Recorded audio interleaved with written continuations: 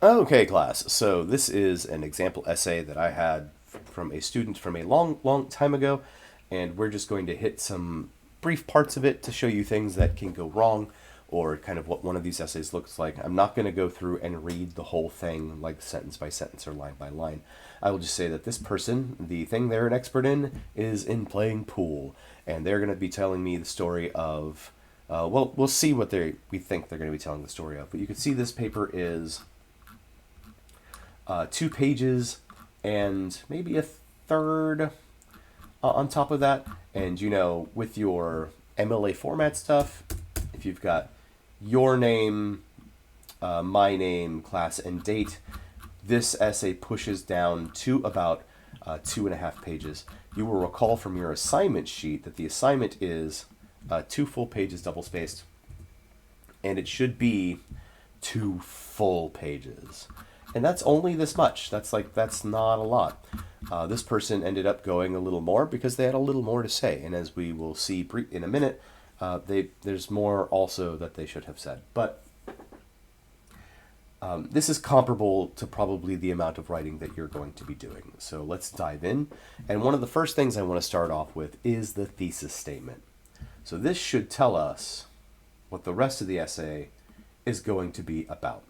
My ultimate goal is to become a professional pool player, and I plan on achieving this goal through a lot of practice and playing against competitors ranging from novices to experts. So this thesis statement suggests that the rest of this essay is him outlining his goal and the different parts of his plan to reach that goal, the things he's going to practice on, the ways in which he's going to engage with competitors through however he's going to do that.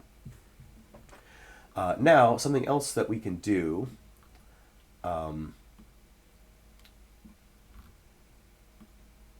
if we write good topic sentences for our paragraphs, then we can just read the first sentence of every paragraph, and it should give us a good sense. By that I mean my body paragraphs, and it should give us a good sense of what the actual arc of this essay is, what this story is. So this should be about his goals to become a professional pool player. It should be about the different kinds of practice and the different kinds of competition play that he's going to do. So it's not really, there's no, when we discuss thesis statements, this already fails because it's not a specific story that he's telling here. But let's see, if we read the first sentence of every paragraph, what this essay's actually about. So one day, while at the bar, I was introduced to these two guys by the bartender. Okay, he goes to a bar, he meets some dudes. Matt and Joel were cool dudes, and over the next month, they taught me the basics of pool. So he meets two dudes, they start teaching him pool. I watched videos on YouTube on how to play pool. They showed me how to aim more efficiently and the correct stance that I should be standing in while shooting. Great, he's watching videos on YouTube on how to get better. While watching videos one day, someone in the video suggested I meet a pool instructor to learn more. Okay, so now he's going to go try and find a pool instructor. After a few months of playing on a pool team and practicing all the drills I'd learned from the videos and Ron, the pool instructor, I decided to enter a tournament to see how I compared against others. And then we have this conclusion. So eventually he goes off to his first tournament. So this thesis statement, it doesn't match the essay. One, it doesn't do what I'm looking for in a tell me a story about a thing you're an expert in, because it doesn't tell me what that story is. This is clearly the story of I got into pool and eventually I had my first tournament. It's like, okay, the thesis statement should reflect that. It should reflect the here is my story of me getting into pool all the way to my first actual tournament. It doesn't say that. So the thesis statement doesn't match the essay. So there's a problem here. Now, there are a couple ways to solve a problem like this. One, it might be the case that, no, I really do want to talk about this, and the rest of the essay doesn't match it, so I have to rewrite the rest of the essay. That's not what's going on here. What's going on here is, the assignment was to tell me one particular story, and the thesis statement doesn't do that. So in order to fix this, what we just basically got to do is add in an appropriate thesis statement. So we might say something like, we might say something like,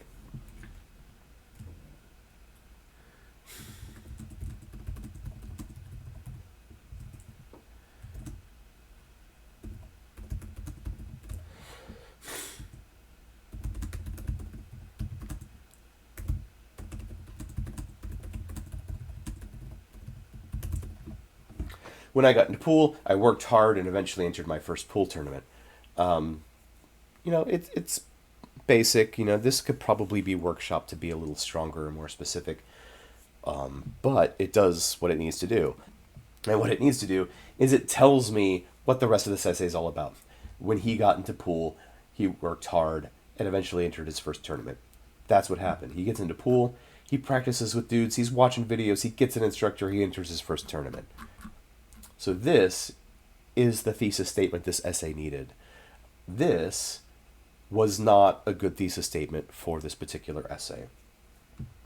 So I'm going to leave this here as just a reminder, an example of what a thesis statement should look like for this assignment. But let's start with the introduction just to see what it looks like, aside from the thesis statement issue.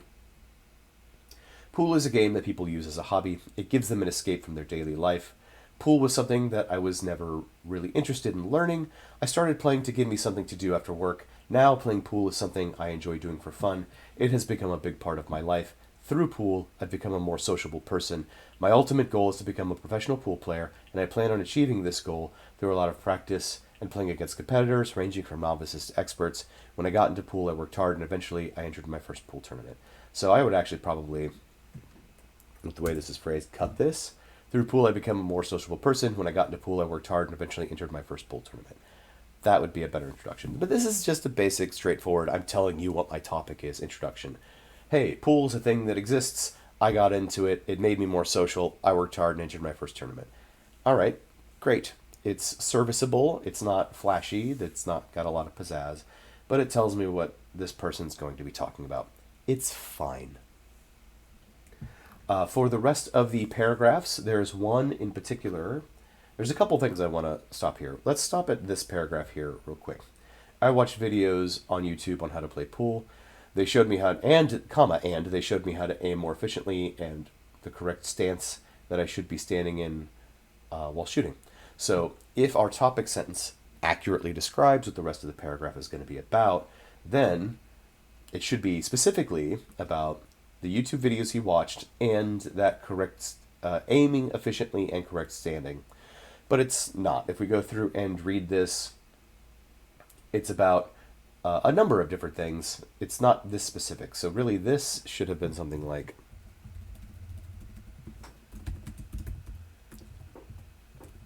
I shouldn't be in caps. I watched YouTube videos on how to play pool. And that tells me what the rest of that's about. For a better example on a paragraph that is flawed, get this at the top of its own page because we're going to be working with it for a second. Don't do that. All right. At first glance, this paragraph is a sizable paragraph. You would think initially that it's got the information it needs to be a solid paragraph. But let's step through this one line by line and see what actually happens. So, topic sentence. Matt and Joel were cool dudes, and over the next month they taught me the basics of pool. Ideally, then, this paragraph is going to be about him learning the basics of pool over the next month. That's all the topic sentence says. That's all that should be in here. Moving on. They took their time to teach me how to hold the stick and how to position my hand correctly on the pool table. All right, that's the basics of pool. They showed me how to play defense and explained the benefits of using defense against more skilled players. All right, that still sounds like the basics of pool, but we'll come back to this sentence. I would play pool at the bar with them at least 3 nights a week. Okay, so we're getting some time frame here on what that month looked like. After a few weeks of playing with them, they asked me if I would like to join their pool team. Now we've got my first red flag, and I'll come back to why that is. Let's finish up the paragraph. I thought that was awesome because I didn't really know these two guys that well. They thought that I would be good enough to play on a team with them. Their team only played on Mondays. I happened to have all Mondays off, so it worked perfectly for my schedule. So, over the next month, they taught me the basics of pool. Okay, he learns that over the next month, but then after a few weeks, okay, so that month is up, or mostly gone. We're in a new time frame now. And the rest of this, is not about him learning the basics of pool. This is an excellent topic sentence for a paragraph about how he got asked to join the pool team. None of this matches the topic sentence up here, really. So, there's a couple ways to fix this. Well, one, I'll note that there's a beautiful phrase here where he's like, after a few weeks.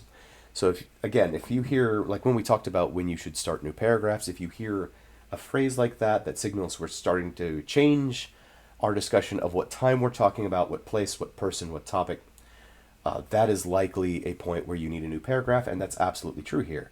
Over the next month, but then after a few weeks. So there's a couple ways to fix this issue. One is to split this out.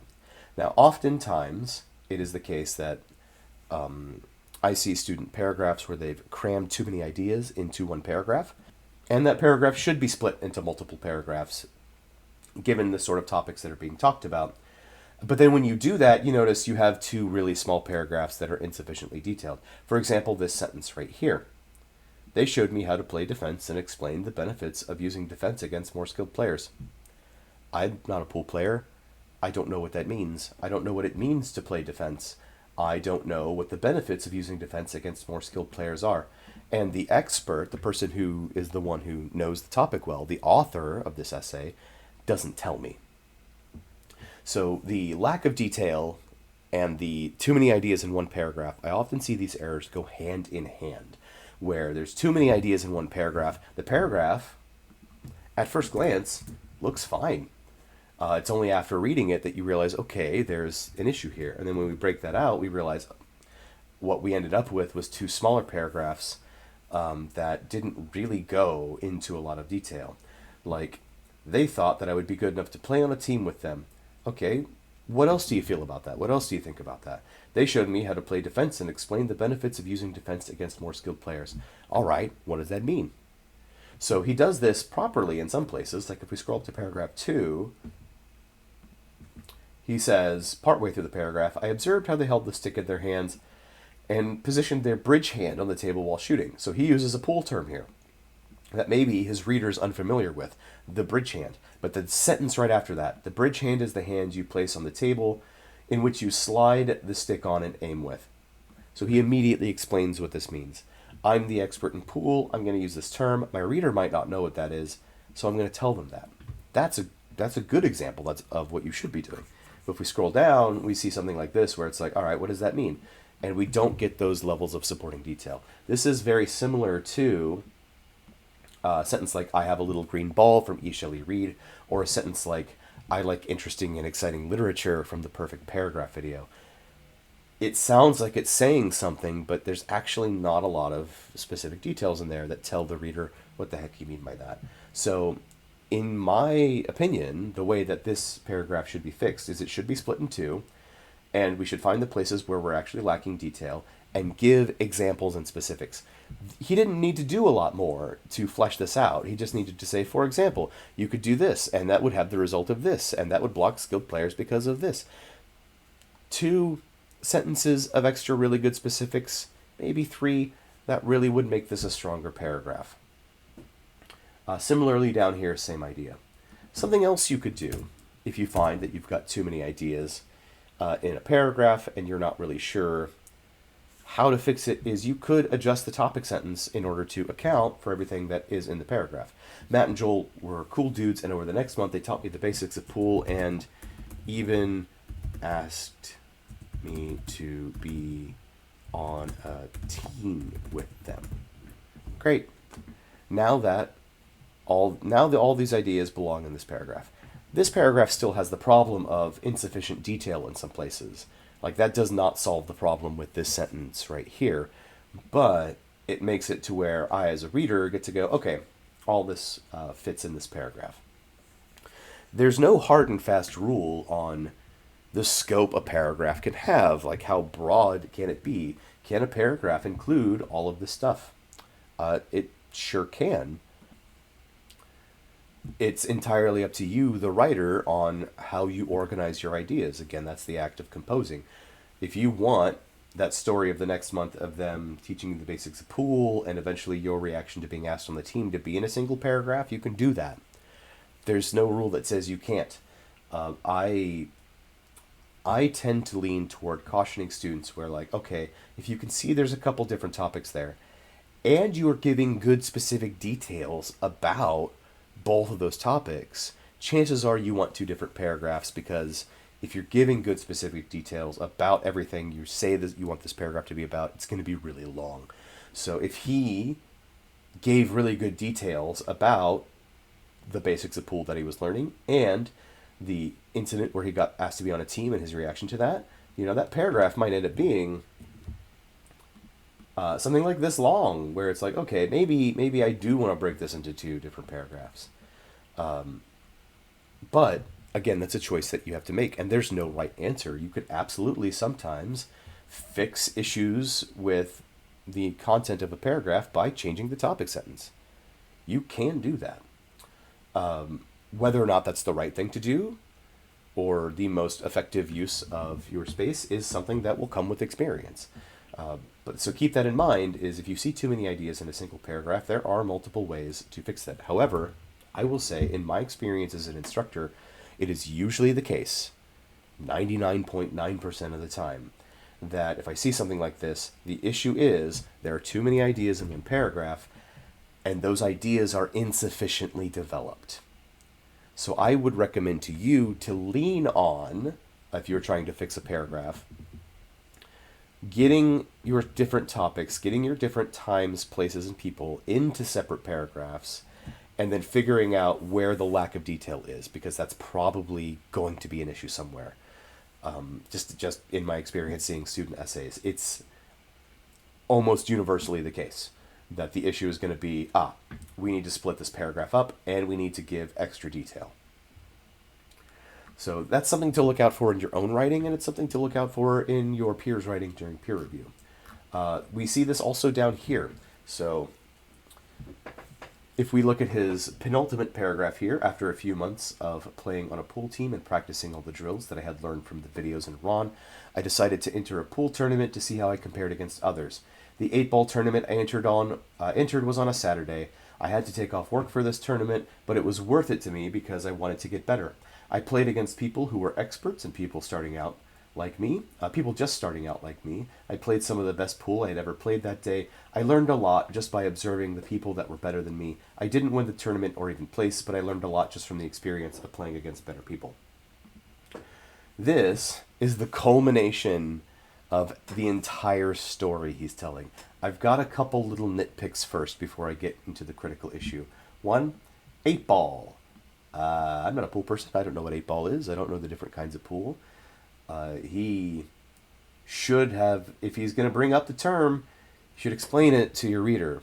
Now, at this final point of the essay, where it's like, and then I entered an 8-ball tournament, this big dramatic final moment, that's not the place to explain what 8-ball is. That's probably better suited to earlier in the essay, where maybe he's describing what pool is in general. This is fixable. You could just say, the pool tournament I entered on was on a Saturday. Is it important that the reader knows specifically that it's 8-ball? Probably not. In this case, if he's going to say 8-ball, then he needs to tell me what that means. If he just says pool tournament, no problem at all. Something else in here is the phrase, I learned a lot, comes up real close to each other and sounds a little repetitive.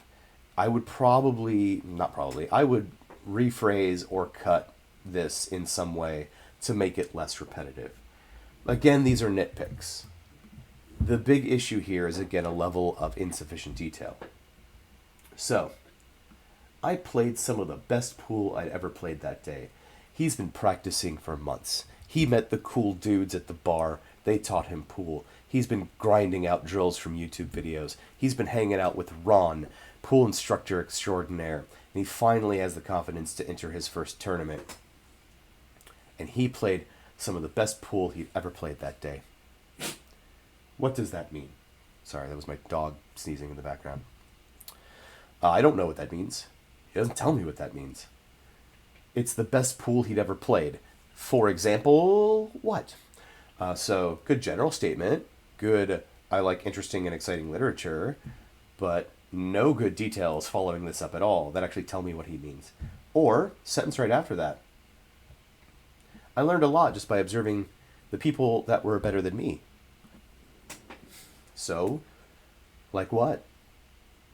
What did you learn? How did you learn it? This is enough to where it's like, this could have been 2 paragraphs also. He could have talked about what it was like to go into that first tournament, how nervous he was, how prepared he did or didn't feel, especially after his first couple games. Did he think he was doing well? Did he think he wasn't doing well? He could describe some of the best plays that he made that day, all that payoff from learning things from Ron and YouTube and cool dudes in a paragraph by itself. And then he could be like, I also learned a lot. For example, I saw one guy do this. I'd never seen that in the videos. I saw another guy do this. So these 2 sentences, these are like criminally under-detailed sentences. Now, this is when we're talking about Unit 1, the importance is learning to go into really good specific details. This is an excellent example of things that needed to be followed up on. I need more detail about what the heck you mean when you say you played the best pool you'd ever played that day. I need more detail when you say you learned a lot by observing people that were better than you. What are some things you learned? Can you give me specifics? And, this is one of those, if he detailed all this stuff out, like really, really well, he'd probably have a paragraph that was long enough that it needed to be split into 2. So that is things to look out for in your own essay. He knows what he meant by this. He can see these moments in his own head. He's like, I did play some of the best pool I ever played that day. And good for him. But I, as the reader, I'm left not really knowing what he means by this. I'm left not knowing what he means by this. Were there certain techniques that were just surprising to him and he was immediately able to start to put them to use? Was it certain things he saw where it's like, oh, that's cool, but I'm going to have to practice that? I have no idea what he saw where he learned a lot from these better people. But at this big dramatic moment at the end of the essay, that's what needed to be there, and it's not there. So things to look out for. Unit 1, we care about specifics and details, so that should be in the essay. Finally, his conclusion. I still haven't achieved my goal of becoming a professional pool player. Of course not. This is really just the story about his first tournament. It might take me another 10 to 20 years to make this happen, but I refuse to give up on my dreams. Playing pool has taught me how to overcome challenges I would have given up on before. It has taught me to never give up when everything looks like it's stacked up against me. Pool has taught me that I can achieve anything I set my mind to, and that I can be the best through hard work and dedication. So this is a basic adding additional analysis sort of conclusion, where it's like, I learned this specific lesson by playing pool. I can take that lesson and apply it to anything. I can just be a better person now through the lessons I learned while playing pool. It's a solid conclusion. Again, it's not wowing me, but it's doing what a conclusion needs to do. It probably would have been stronger if he had phrased it to where he's giving the reader a direct takeaway, like calling the reader to action. Reader, what in your life are you not doing because it seems hard? I promise you it'll be rewarding. Go get started on that today. So that's maybe how I would have changed this. I always sort of lean toward call your readers to action as what you should be doing in a conclusion. It's just a great way to end a paper. Again, I'm not going to go through the rest of this, but you could see that in some cases, topic sentences need to be changed. And there are some parts where it's like, okay, what does it mean when a sentence isn't followed up by sufficient details? We saw a few examples of that. And so hopefully you can go look for that in your own papers and make sure that you're giving your reader all those beautiful details that you can see in your head, you're putting them in their head too. And that'll be our time for this example essay. If you have any questions, again, let me know. Again, I apologize for the first round not having audio, but hopefully this is all fixed. And get your drafts uploaded on Blackboard by Sunday. And I will see you in your conferences next week.